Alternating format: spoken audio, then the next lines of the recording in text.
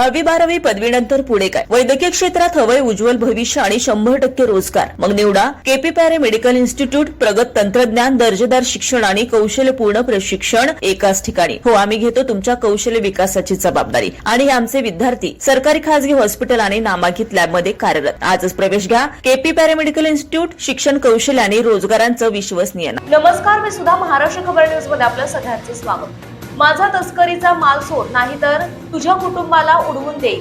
पुण्यामध्ये थेट दाऊद इब्राहिम आणि डी कंपनीच्या नावाने DRI म्हणजेच रेव्हेन्यू इंटेलिजन्सच्या वरिष्ठ अधिकाऱ्याला जीवे मारण्याची धमकी देण्यात आली आहे.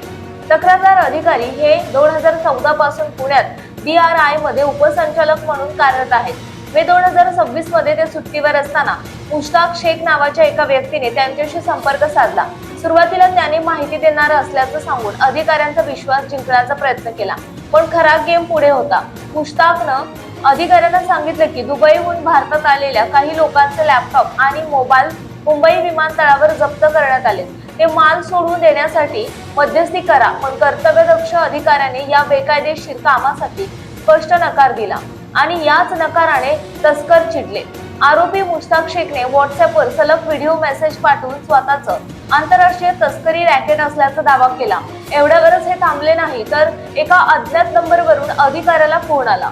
फोन करणाऱ्याने थेट सांगितलं, मी गेली 30 वर्ष दाऊद इब्राहिम आणि डी कंपनी सिंडिकेटसाठी काम करतोय. मला सोडलं नाही तर कुटुंबाला गंभीर परिणाम भोगावे लागतील. थेट अंडरवर्ल्ड मधून धमकी आल्यानंतर या अधिकाऱ्याने तात्काळ पुण्याच्या विमानतळ पोलीस ठाण्यात धाव घेत तक्रार दाखल केली. पोलिसांनी गुन्हा दाखल केला असून पुणे पोलिसांची खंडणी विरोधी पथक आणि गुन्हे शाखा या प्रकरणाचा सखोल तपास करत आहे.